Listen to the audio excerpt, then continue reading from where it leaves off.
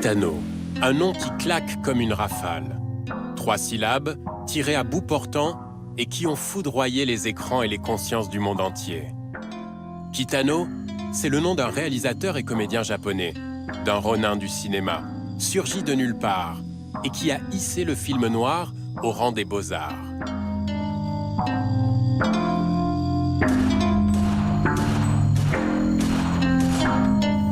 C'était la fin des années 90.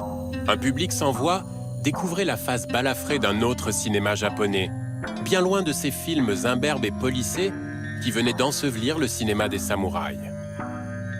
En seulement 2 films emblématiques, Hanabi et L'été de Kikujiro, Kitano a inventé un nouveau langage visuel, aussi noir et violent que mélancolique.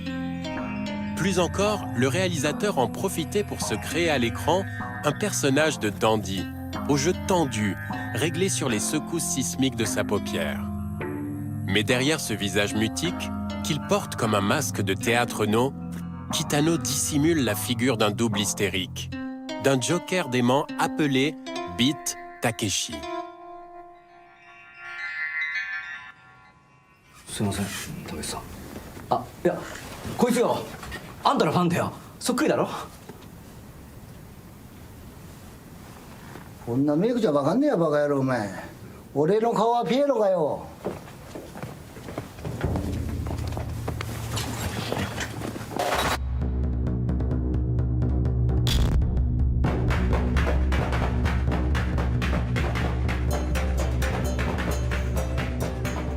Ici, au Japon, Kitano, le metteur en scène, n'existe pas.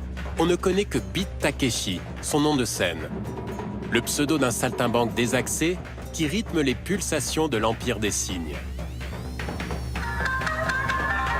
On dit de lui qu'il possède ce don d'ubiquité, propre aux divinités insulaires, qu'il est passé maître dans la création d'avatars. The Beat, Takeshan et parfois Kitano, son passeport international. C'est un art du déguisement qui lui permet de mieux duper et malmener cette culture japonaise si conservatrice. Cette société du spectacle permanent, où les uns le réduisent à un amuseur du petit écran, quand d'autres l'admirent comme auteur de cinéma, romancier, mais aussi pop star, chroniqueur politique, artiste peintre. Kitano est tout cela à la fois. Et c'est bien le pouvoir fusionnel de son expression artistique qui a fini de faire de lui une légende du soleil levant.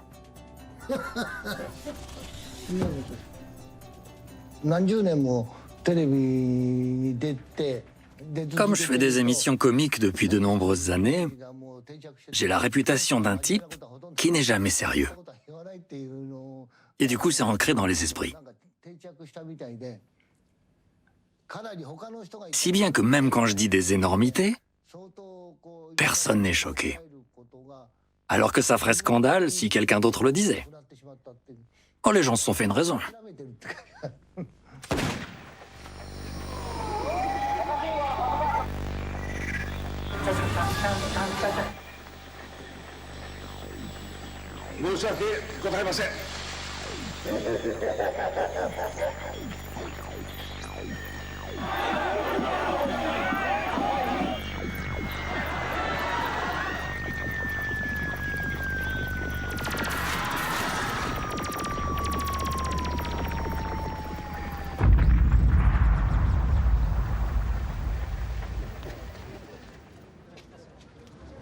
Kitano, je pense que c'est un des plus grands esprits libertaires actuels du Japon contemporain, quoi.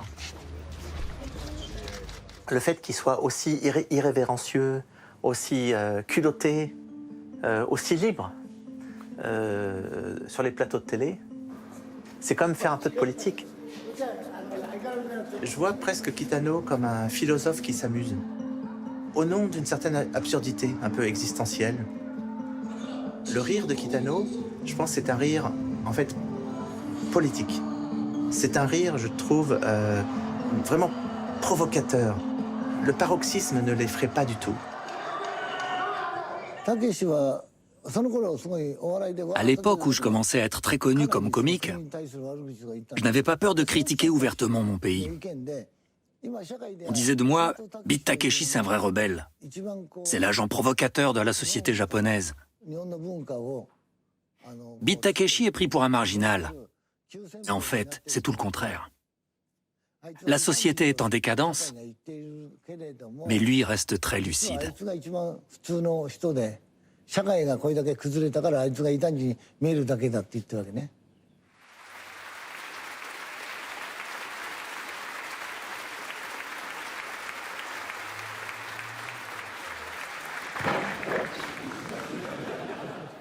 私はちょうど60年前の今日、当時12歳だったその日、母に連れられて日の丸の旗を持つ大勢の群衆の中にいました。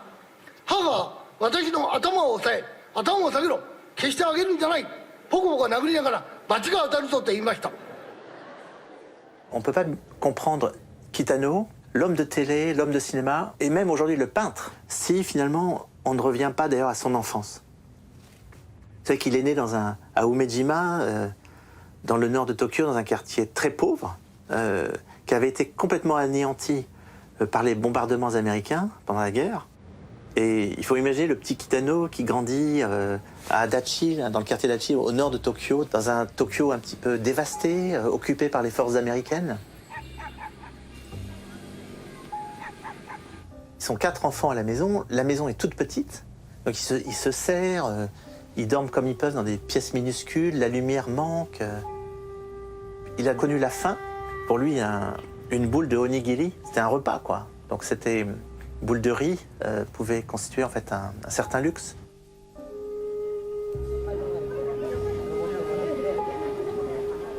Kitano et sa famille, ils ont tellement souffert, vraiment, de ces années de privation après-guerre. Il a vu son père trimer, très très dur, sa mère également. Je pense qu'il a développé enfant un vrai sentiment de colère, une forme de révolte.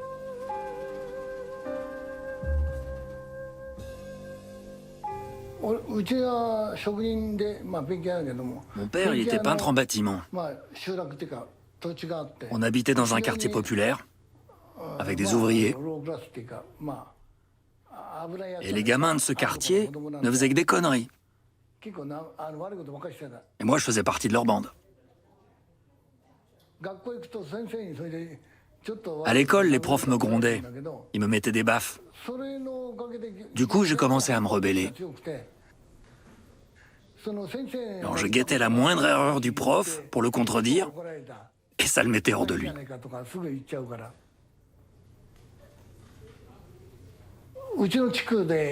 Vu d'où on venait, la police nous prenait toujours pour des délinquants.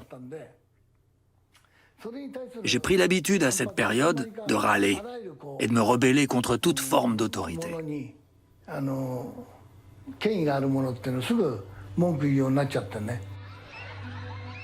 La présence tyrannique de son père pousse le jeune Takeshi à s'évader de l'atmosphère oppressante du foyer. Il traîne dans les rues du quartier, joue avec les gosses des petits malfrats du coin, des fils de yakuza, des réprouvés, comme lui. Leur seul passe-temps, c'est de guetter le passage dans leur quartier du Kamishibai, le théâtre d'images ambulant.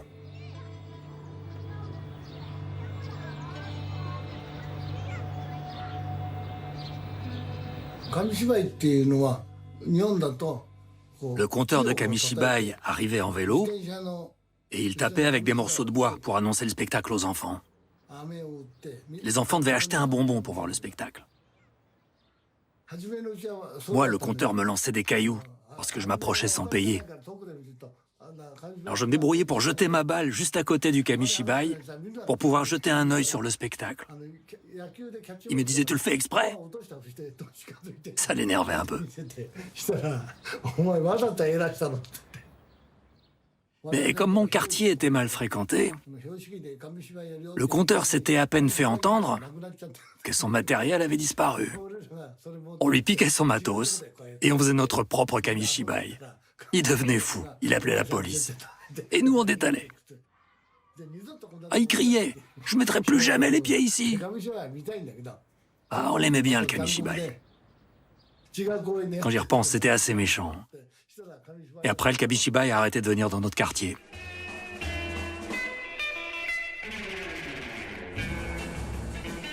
Les années 60 sonnent la renaissance de la société japonaise. Les périodes de disette et du marché noir d'après-guerre ne semblent plus être que de mauvais souvenirs.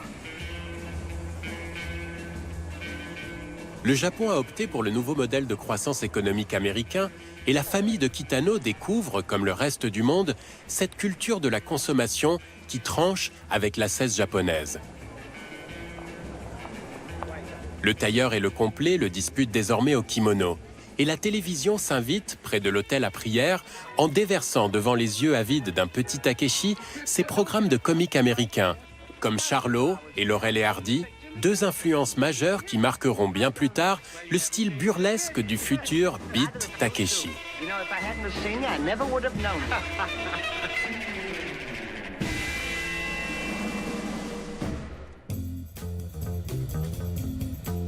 Kitano rentre à l'université Meiji de Tokyo en 1966 pour y poursuivre des études scientifiques. Il lit alors tout ce qui lui tombe sous la main, manuels de physique, de biologie, d'histoire. Il se passionne pour la littérature japonaise, mais aussi française. Sartre lui plaît, mais c'est Debord et sa pratique du détournement qui l'attirent. Et quand surgissent les mouvements de la contestation étudiante de 68, l'adolescent rejoint les barricades et joue au situationniste en herbe aux côtés des révolutionnaires en marche. On était tous fascinés par le quartier latin. On voulait transformer notre campus en quartier latin. On avait cassé des briques pour les balancer. Et on faisait ça sans savoir pourquoi. Nous, on se disait que c'était en signe de contestation contre le gouvernement. Alors on balançait des pierres. On chantait des chansons, mais sans en comprendre le sens. En fait, c'était des chants militaires. On s'est dit, mais c'est débile. On voulait chanter l'Internationale, mais on ne connaissait pas les paroles. Alors on a chanté des chants militaires. Et on s'est fait engueuler. Kitano est déjà cet électron libre qui rechigne à se fondre dans les groupes. La vie universitaire l'ennuie et les discours politiques l'agacent. Quant à la promesse faite à sa mère de poursuivre des études d'ingénieur, elle s'évanouit dans les volutes de fumée des clubs de jazz de Shinjuku. Car Kitano passe désormais ses nuits dans ce quartier du centre de Tokyo où se côtoient artistes de la scène underground et figures du milieu interlope. Cette mixité lui plaît.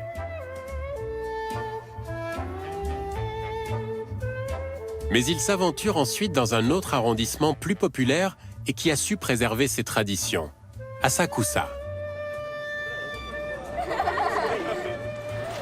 C'est le quartier historique des cabarets et des théâtres, et Kitano s'y sent immédiatement chez lui. Il se lie d'amitié avec des comédiens et quitte alors définitivement la fac pour s'installer parmi eux. Kitano a découvert Asakusa avec un de ses copains ensemble, ils ont fait les rues d'Asakusa, les cabarets comiques, les théâtres. Il a découvert le pouvoir de l'humour. D'ailleurs, où trouve-t-il un de ses premiers petits boulots? C'est quand même dans un théâtre, au Cabaret Français. C'est un cabaret comique. Et il était, à ce moment-là, garçon d'ascenseur dans ce cabaret.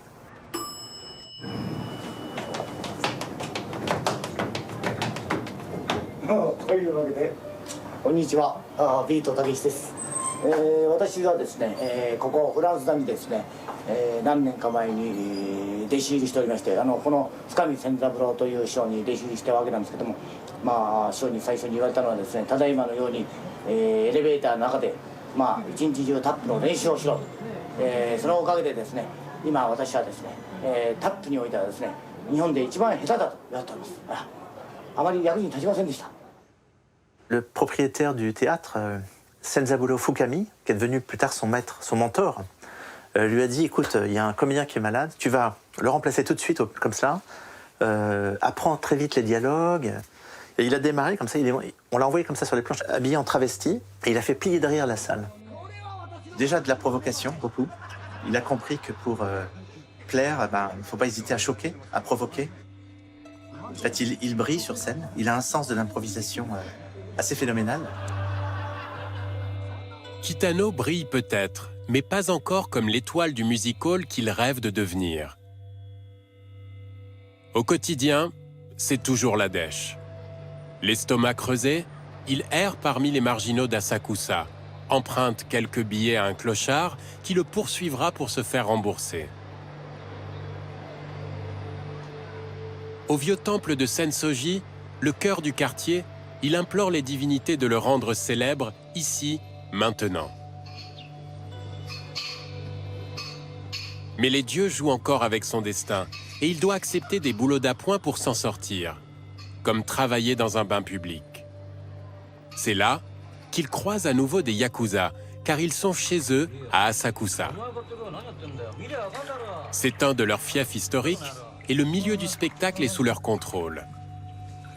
Kitano les écoute parler de leurs déboires tout en savonnant leur dos tatoué. Il se prend à penser qu'il est comme eux, qu'il doit se battre pour s'imposer, pour survivre, toujours.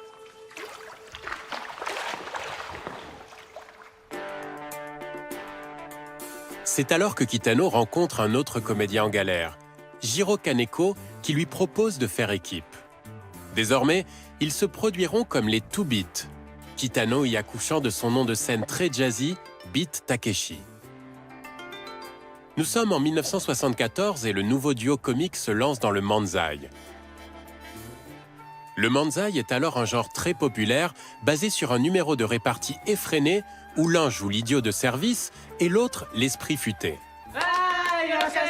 今回夢ということで将来何になりたい僕はね漫才師になりたいの漫才古いダメダメダメダメダメダメそういう君は何やりたい俺ツッコミやりたいねいやでも本当はね幼い頃はねモデルやりたかったわけかっこいいですねかっこいいでしょスラッとして裏モデルなれるかお前でも中学時代になってね夢が変わったねそれまでずっとプラモデルになりたかった部活に入ってプロ野球選手になりたかったああでもちょっとありがちな夢だでもね周りのやつらね俺がプロ野球選手になるの無理だってわけよ俺はそれが分からないわけよそれはね君がねあんま野球が上手くなかったんだよだって俺卓球部だ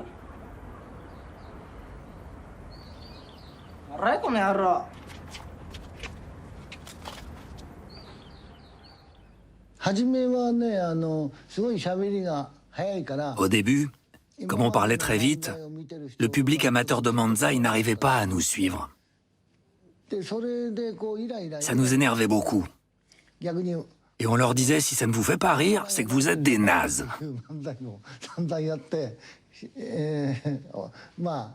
Et le gérant du théâtre recevait plein de lettres disant qu'il devait arrêter de nous programmer. C'était à l'époque où on jouait à Asakusa.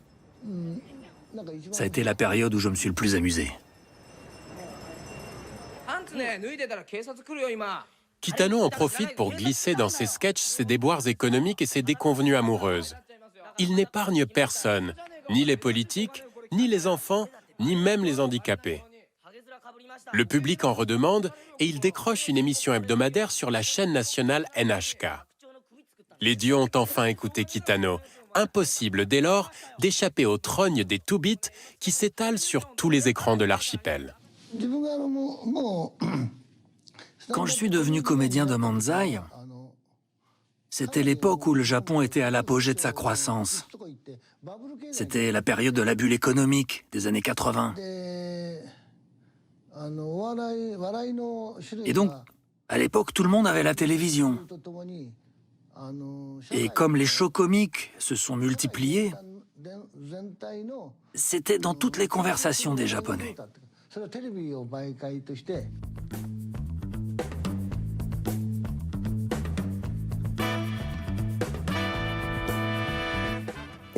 Le manzai a rencontré un succès fulgurant à la télé à cette époque. Kitano était tellement demandé qu'il ne dormait plus.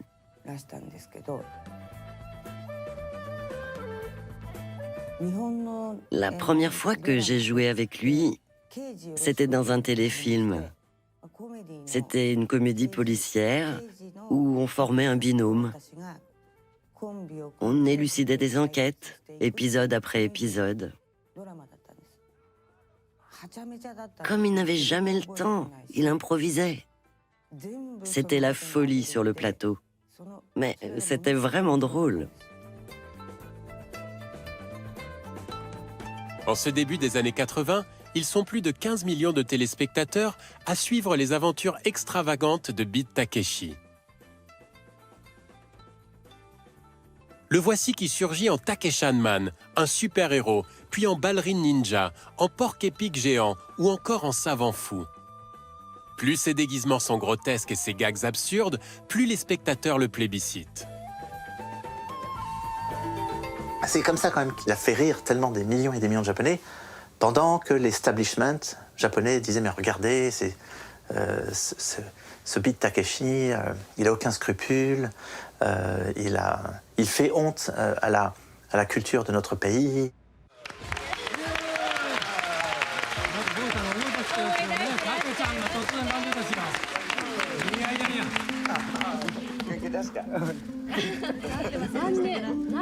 Nagisa Oshima s'amuse de ces retrouvailles. C'est lui, le réalisateur de L'Empire des Sens, qui a eu l'idée en 1983 de réunir Beat Takeshi et David Bowie dans son film Furio. Ce casting pop et baroque était plutôt osé pour une superproduction internationale tournée en pleine jungle. Furio, c'est la confrontation de deux cultures dans l'enceinte d'un camp de prisonniers pendant la Seconde Guerre mondiale. Et Beat Takeshi y interprète son premier grand rôle au cinéma, le sergent Hara, un être fruste qui se révèle à la fin du film bien plus sentimental qu'on ne l'imaginait.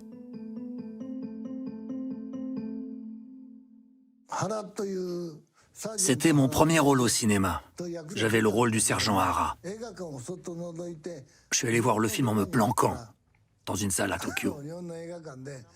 Et lorsque j'apparaissais à l'écran, les spectateurs se mettaient à rire. J'avais un rôle dramatique, mais les gens se marraient en me voyant. Ça a été un véritable choc. Là, j'ai réalisé qu'il me fallait développer cette autre facette de moi-même pour que je devienne crédible dans des rôles comme celui du sergent Hara.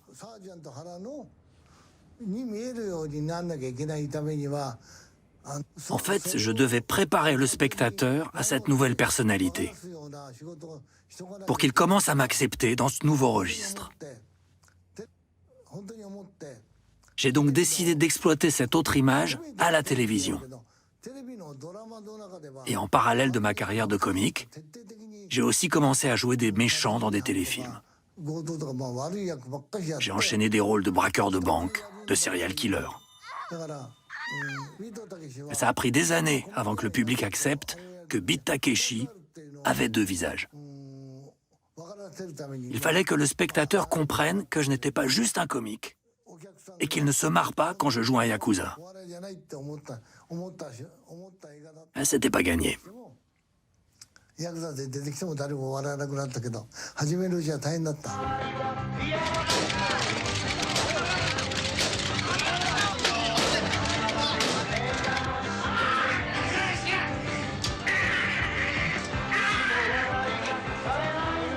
Lorsque Kitano perce comme comédien dans les années 80, Nagisa Oshima lui dit « Vous avez un style particulier, même comique, qui fait que vous pouvez jouer des rôles très durs, des rôles sombres.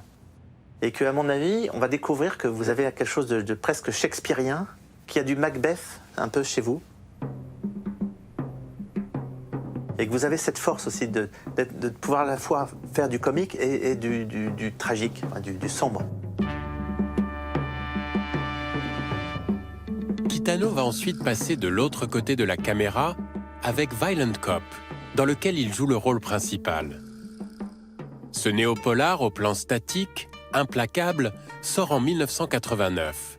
Et c'est une surprise totale, pour le public comme pour la critique. Chacun se demandant qui est le plus dérangé des deux, le réalisateur ou l'acteur.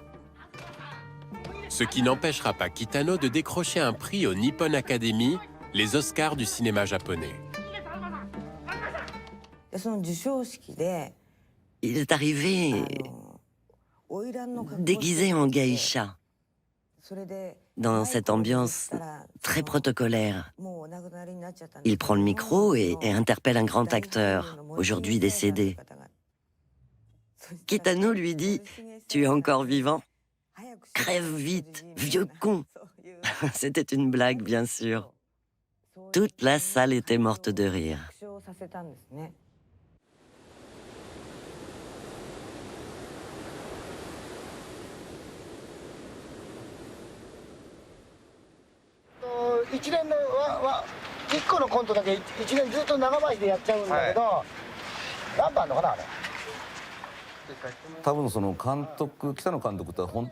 Kitano est un réalisateur à part.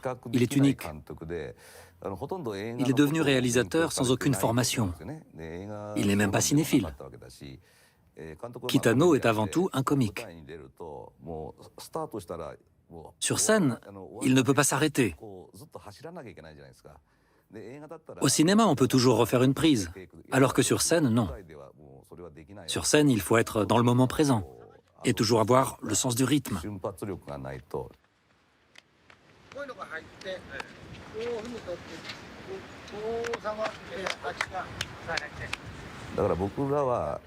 Du coup, quand on tourne avec Kitano, c'est comme une improvisation de jazz.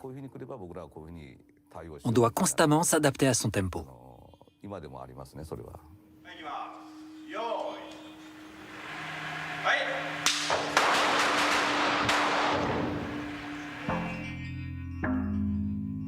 C'est dans Sonatine qu'émerge véritablement le héros kitanien. Il a les traits figés d'un yakuza désabusé, exclu d'un monde qu'il traverse comme une figure de pantomime. Alors, quand Kitano filme sa propre silhouette désincarnée, c'est toujours en l'exposant sous le feu d'une violence imprévisible, primitive, sanguinaire. Il se filme comme il tue, l'arme à la main, et dirige ses acteurs comme des morts en sursis. Car il n'oublie pas que le yakuza est un personnage tragique et que son sort doit être scellé avant même qu'il n'apparaisse à l'écran.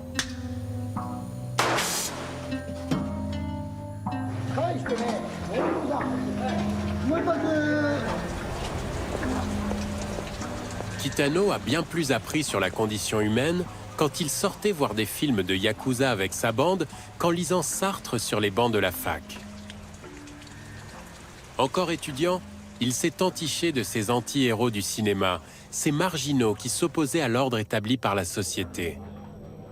Pour toute sa génération, grisée par la rébellion politique ou juste dopée à la testostérone des combats de rue, le vrai rebelle, c'était donc bien cette silhouette longiforme à la figure tailladée, s'avançant dans une ruelle sombre, le sabre ou le revolver à la main. Kitano s'identifiait déjà à ce voyou intègre, qui savait se sacrifier pour sa cause, sa communauté. Même si la cruauté de ces yakuza le mettait aussi parfois mal à l'aise.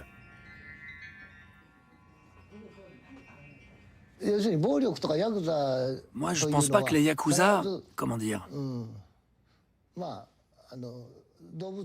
je pense pas qu'ils méritent de crever comme des bêtes, ou comme de vulgaires cafards. En tout cas, moi, j'ai besoin de montrer ce qui les rend violents.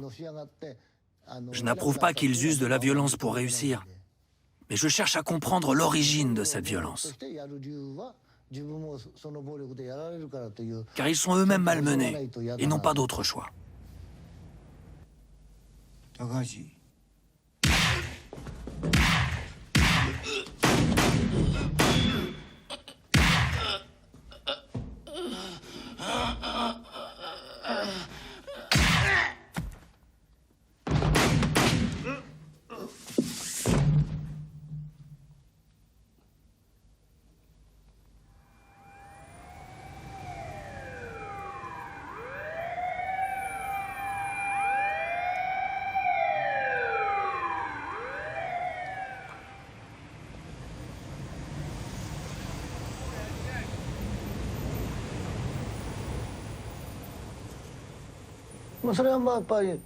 Les yakuza ont très bien intégré le principe du bushido concernant la vision de la vie et de la mort. Surtout les yakuza de l'ancienne génération. Ils se souciaient de la manière de mourir. Peu importe si tu te sacrifies pour ton chef de clan ou pour tes frères d'armes.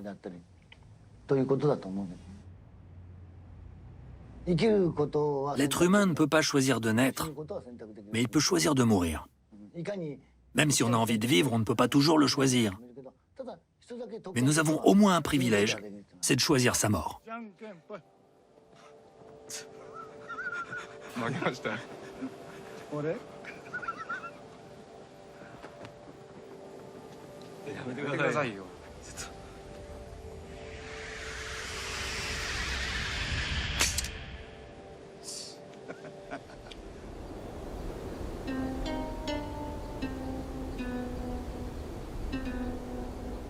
Si cette comédie dans un cauchemar, comme le définit son auteur, est bien accueillie à l'étranger, au Japon, c'est un échec cuisant qui le laisse abattu.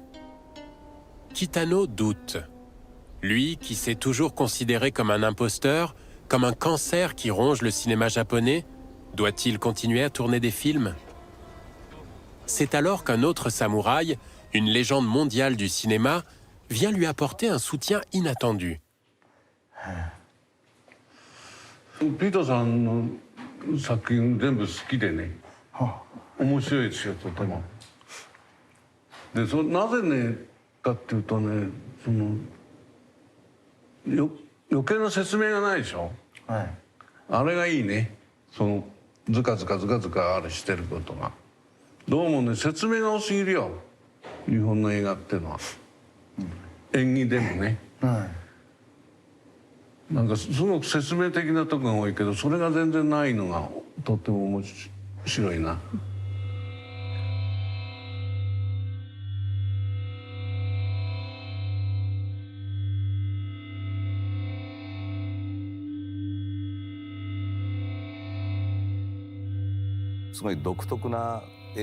Kitano a une façon très particulière de réaliser ses films. Il vient sur le tournage une semaine sur deux. Une semaine, il tourne son film, et la semaine suivante, il enregistre ses émissions de télé. C'est quelqu'un qui dort 3-4 heures par nuit, hein. C'est un hyperactif. Et donc, en fait, il est tout le temps en train de créer. Quand il n'est pas à la télévision, il est en train d'écrire le scénario de son prochain film. Quand il ne tourne pas, il est en train d'écrire un roman, un essai. C'est un hyperactif. Il ne tient pas en place.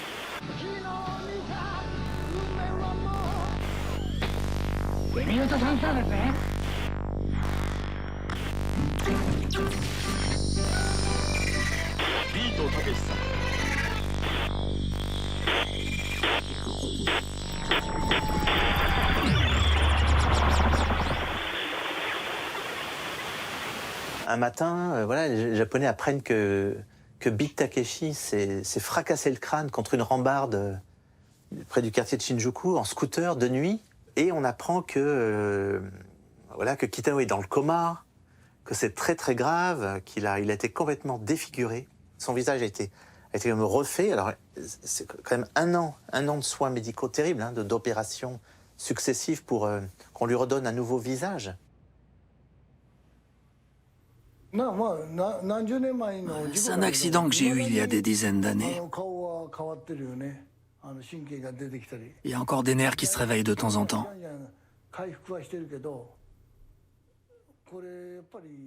Mon visage change constamment. Je pense que mon accident était un acte manqué ou inconscient. C'était plutôt lié à une accumulation de choses qui me tombaient dessus.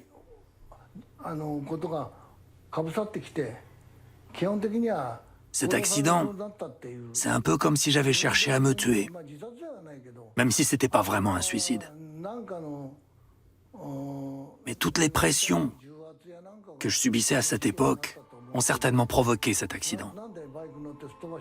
En fait, je sais même pas pourquoi j'ai foncé comme un fou. D'ailleurs, je me souviens même pas de l'avoir fait.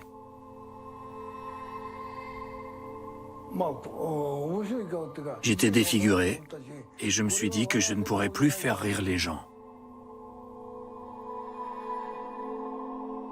Les gueules cassées des peintures de Kitano témoignent des séquelles physiques et mentales de son accident. Pendant sa longue convalescence, il s'est mis à peindre des autoportraits meurtris, mais aussi des fleurs mutantes, signe d'une renaissance.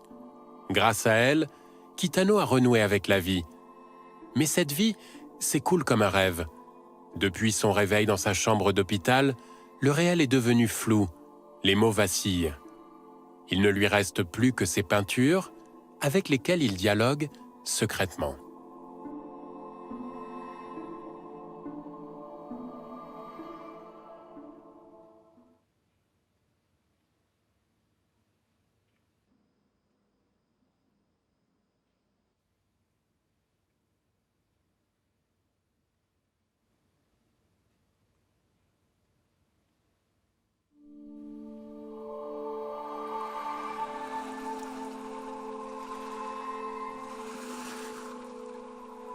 Quand il arrive au Festival de Venise pour présenter Hanabi, Kitano ne sait pas encore que Benzaiten, la déesse bouddhiste des arts, l'a désormais placé sous sa protection. Pour l'heure, il appréhende la réaction de ce public européen. Va-t-il trouver le film trop violent, considérer son romantisme morbide comme un pur cliché japonais? L'esprit de défaite le gagne encore. Alors, quand on lui annonce le verdict du jury, son masque s'anime enfin. Hanabi ritira il premio il regista Takeshi Kitano.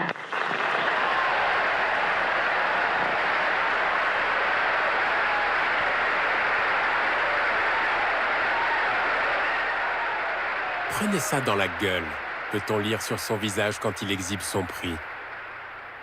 Cette invective silencieuse s'adresse bien sûr à ces Japonais qui ironisaient tant sur sa sensibilité artistique. 一番ジンときたのは日本人としては39年ぶりって言われたんですよ。黒澤明さん尊敬してますから黒澤さん稲垣さんに聞いた時はジンときましたよ。その後俺かいっていうかさゴールデンダイオンっていうのをもう一度はい見せてください。これがもうすごい貴重品だから。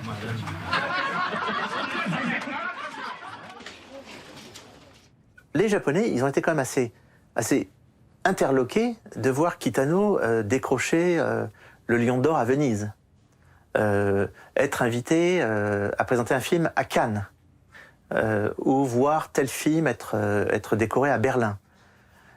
C'est toujours une surprise pour les Japonais qui le voient toujours un peu comme un bouffon comique.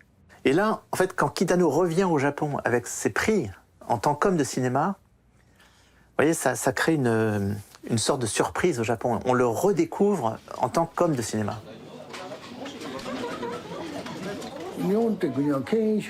Le Japon est un pays rétrograde. Ici, on ne peut être reconnu qu'après avoir reçu un prix, même si le film est nul. Il faut une étiquette pour se faire respecter. Maintenant que j'ai cette reconnaissance, je suis légitime comme réalisateur. C'est tout.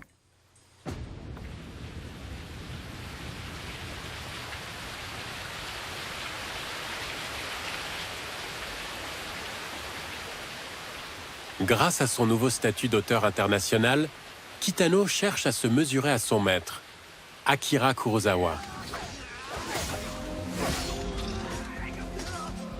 L'adaptation des aventures tranchantes de Zatoichi, le légendaire masseur aveugle, va lui permettre de réaliser ce rêve. C'est une production aussi ambitieuse que coûteuse qui permet à Kitano de renouveler le genre du cinéma épique comme il l'avait fait pour le film de Yakuza, avec une totale liberté formelle. À sa sortie, Zatoichi devient son plus grand succès commercial. Enivré par cette réussite, Kitano veut multiplier ses films.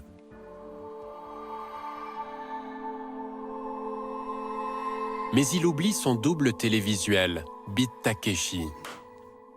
Or, l'ogre médiatique japonais réclame, toutes affaires cessantes, la présence de son alter ego. C'est un vrai dilemme pour le réalisateur Kitano, car Beat Takeshi est aussi le garant financier de ses projets cinématographiques. Kitano semble pris au piège. Comment composer avec ce double hystérique qui lui vole son temps et vampirise sa veine artistique? La tension monte entre le créateur et sa marionnette médiatique qu'il ne contrôle plus. Le duel est enfin accepté par les deux parties. L'affrontement se déroulera à l'intérieur d'une trilogie filmique, Takeshi's, Glory to the Filmmaker et Achille et la Tortue. 3 films, 3 rounds. Le combat a bien eu lieu, mais c'est un match nul. Kitano faisant passer Beat Takeshi pour un amuseur paumé et dépressif, tandis que ce dernier parodie sans retenue la figure emblématique de Kitano et de ses films consacrés.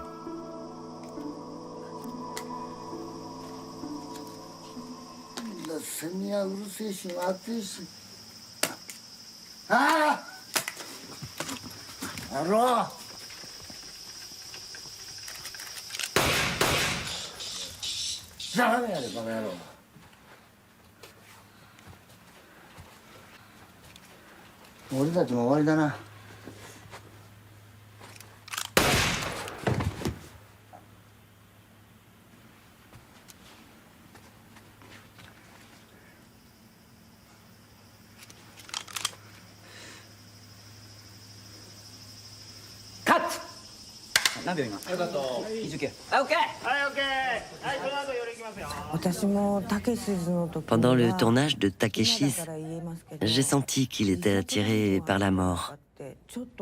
Je me suis vraiment inquiétée pour lui. On aurait dit qu'il lui restait plus beaucoup de temps à vivre. Je voyais bien qu'il avait des pensées suicidaires.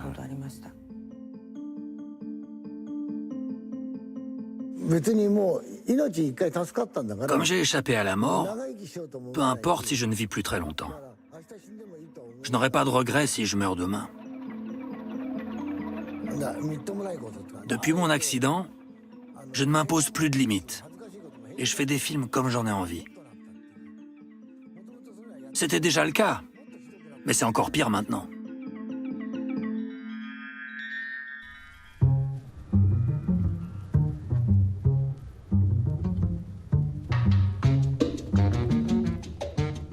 Le cinéma et la télé n'offrant plus de résistance à ces agressions formelles, Kitano cherche une autre ère de jeu de massacre. Ce sera celui de l'art. Lui, qui au lendemain de son accident de scooter, projetait de se lancer dans une carrière artistique en jouant au peintre fou, va donc, 15 ans plus tard, pouvoir revêtir sa panoplie d'artiste toqué. L'initiative en revient à la Fondation Cartier avec la proposition de mettre en scène toute son excentricité artistique dans une exposition intitulée « Gosse de peintre ».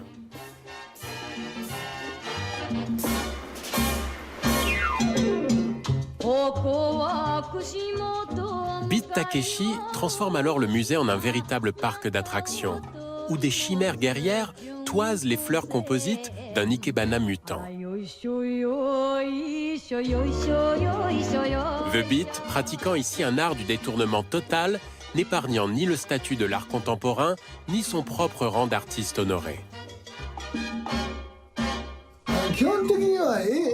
Pour ce qui est de la peinture, je suis autodidacte. Je n'ai jamais appris à peindre. J'essaye toujours de dessiner comme un enfant. Mais je ne cherche pas à imiter les dessins d'enfants. Je veux juste que le résultat soit un dessin qu'un enfant aurait pu faire. Je fais des gribouillages, comme ceux qu'on voit dans les chiottes. Des gribouillages de gamins.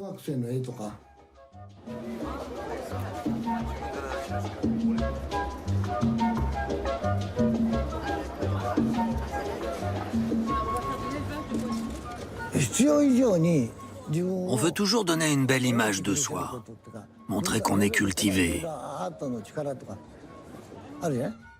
Mais moi, je veux éliminer tous ces artifices et ne montrer que ce qui est vrai.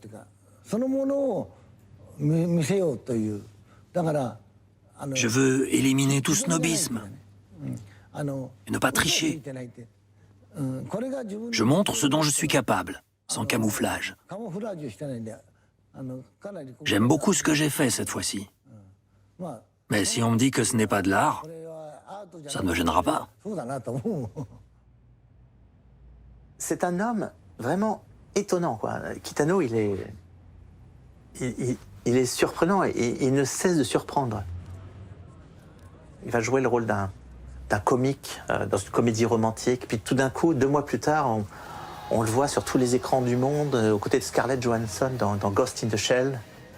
Puis quelques mois plus tard, Il revient dans sa série Outrage en tueur fou.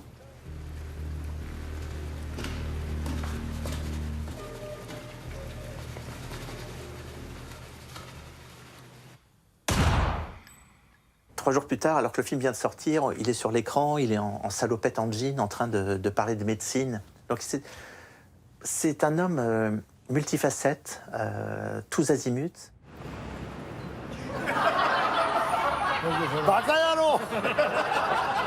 Step here.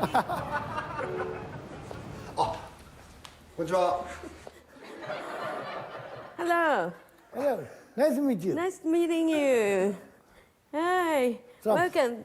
My name is Hanafuda Ayaya Trump. Nice to meet you. Nice to meet you. 私が知事になって間もなく Après ma nomination à la gouvernance de Tokyo, まあ Monsieur Kitano est venu me voir. さんらしい Il est arrivé avec toute la mise en scène qui le け caractérise. れども知事言っときますけどね、私は都民税いっぱい払ってますよ。そうですよね。ありがとうございますもう世田谷シニシズム Monsieur Kitano a un humour ここがですね assez cynique. 何かこう Pour lui, 面白い le rire n'est pas juste une forme de divertissement. でどこかにそのメッセージ Les Japonais sentent la présence d'un message plus profond derrière le rire. そして、Il a cette capacité de toucher le cœur des gens. えぐるようなえぐるってこうぐっと掴むようなそういう C'est un véritable artiste. いますでもああいう Mais quelqu'un d'aussi turbulent, je ne l'aurais pas voulu comme grand frère.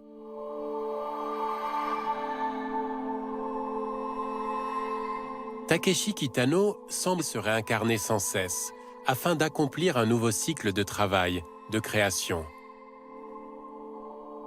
Mais toutes ces vies qu'il mène de front le laissent toujours insatisfait. Il sait qu'il n'a pas comblé les attentes de sa mère et devenir l'ingénieur dont elle rêvait. Cette mère qui ne comprenait rien aux blagues absurdes de son Takeshi, pourtant si prisé de ses millions de fans japonais.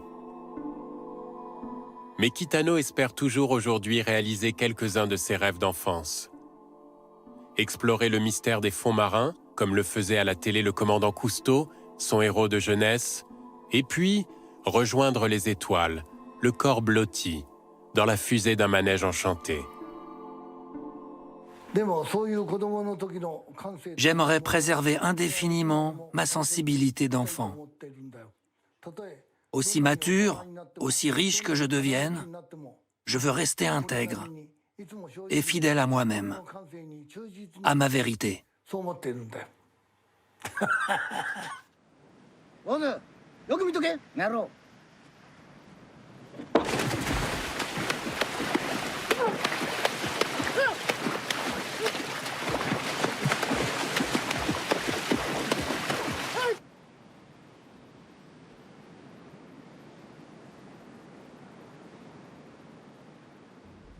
À 70 ans, il est resté ce gamin fripouille des quartiers populaires de Tokyo. Il a un charme irrésistible.